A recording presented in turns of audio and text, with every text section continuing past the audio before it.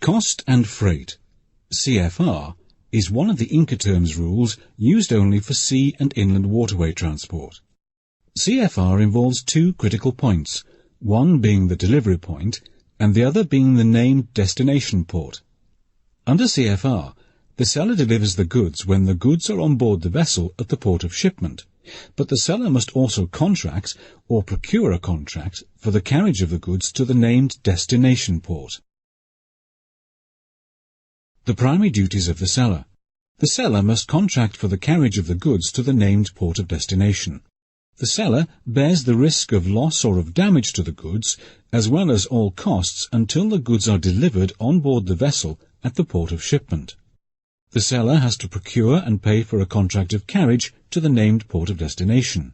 The seller has no obligation to the buyer to make a contract of insurance, and the buyer has no obligation to the seller to make a contract of insurance.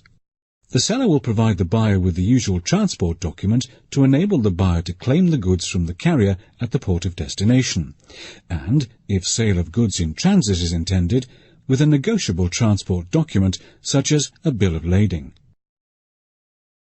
In practical terms, under cost and freight, the seller takes care of making the goods available for export, local transport in country of export, export clearance, loading, main maritime transport. The buyer takes care of unloading, but only if not included in the contract of carriage, import clearance, local transport in country of import, if any. The buyer must pay the price of the goods as agreed in the contract of sale.